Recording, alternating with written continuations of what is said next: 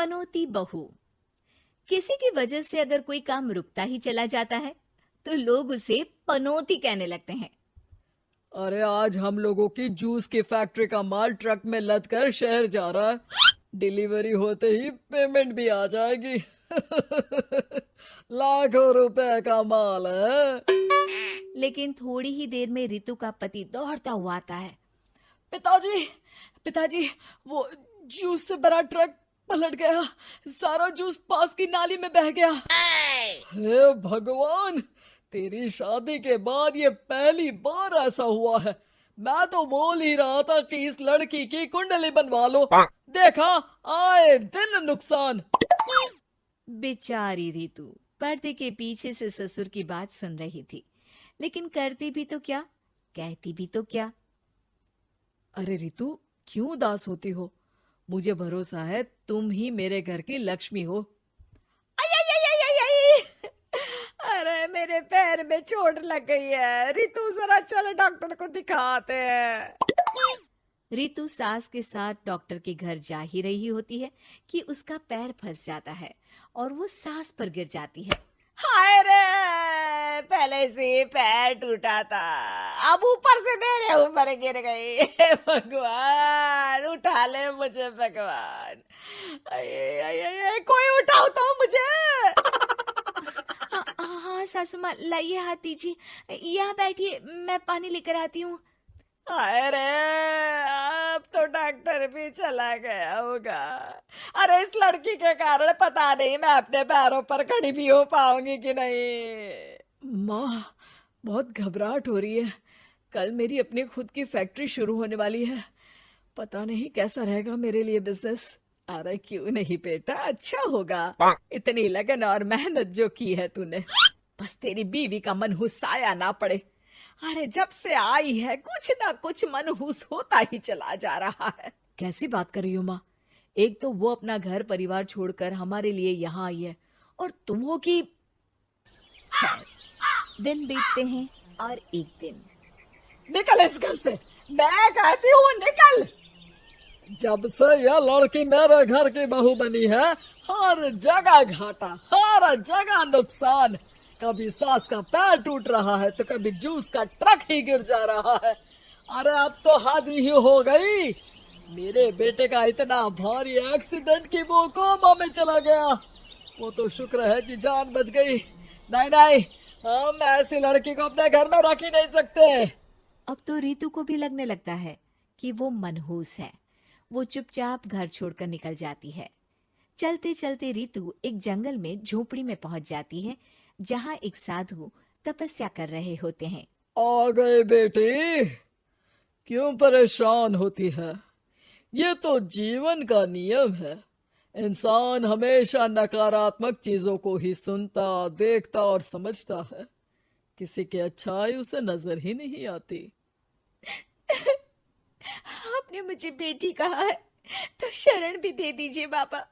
मैं आपका सारा काम कर दिया करूंगी, बस आपके जीवन में मेरे जैसी बेटी की वजह से कुछ बुरा ना हो।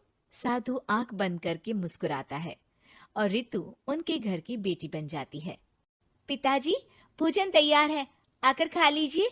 बेटा, जो भोजन तूने बनाया है उसमें सांप का जहर है, वो खाकर मैं मर सकता हूँ। नहीं नहीं पिताजी, खाना तो मैंने अपनी आंखों के सामने बनाया है, यहाँ तो कोई सांप आया ही नहीं। ठीक है, फिर ला मैं खा लेता हूँ। साधु खाना खाने जाता ही है कि खाना रितु के हाथ से गिर जाता है और वो खाना बिल्ली खा जाती है। बिल्ली उस खाने को खाती ही मर जाती है। नहीं पिताजी, मैंने खाने में जहर नहीं मिलाया।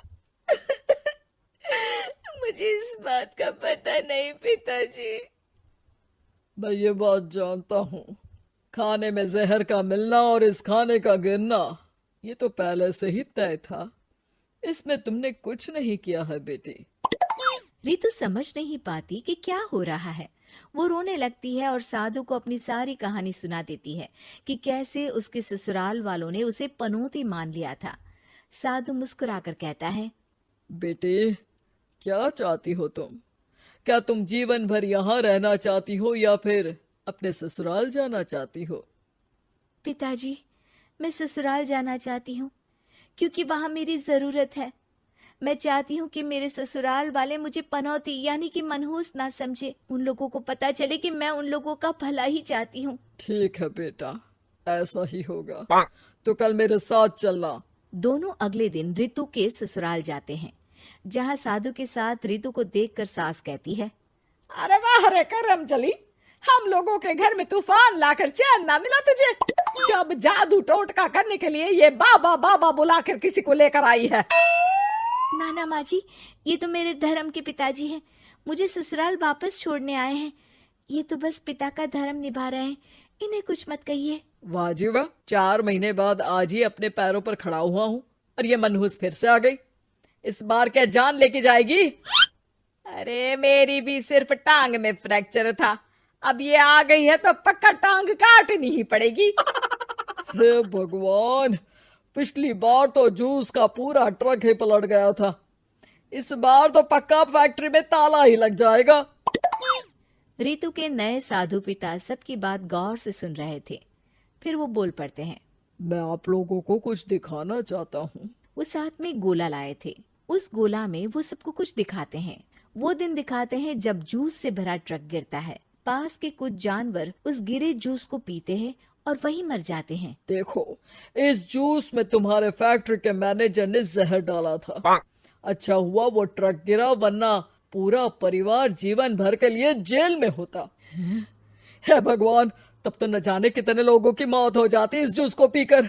शुक्र है भगवान का, अनहोनी से बचा लिया। और वो दिन देखते हैं जब पति का एक्सीडेंट हुआ था, लेकिन रितु के करवा चौथ के व्रत के कारण वो बच जाता है, वरना तो मृत्यु निश्चित थी। सभी रितु की तरफ देखते हैं। बाबा, मैं तो मनहूस नहीं हूँ। शुक्रिया बाबा, मेरे मन में जीवन भर का बोझ रहता कि मैं इन लोगों के दुख का कारण तो नहीं। नहीं नहीं बेटा, मनहूस तो ईश्वर किसी को नहीं बनाता। हर चीज का एक वक्त होता है और जो होना है वो तो होता ही है। मुझे माफ कर दे बहू, तू तो इस घर की लक्ष्मी है, रक्षक भी है। हम लोगों को माफ कर दे बेटा। रितु को ससुराल में छोड़ बाबा वापस चले जाते हैं।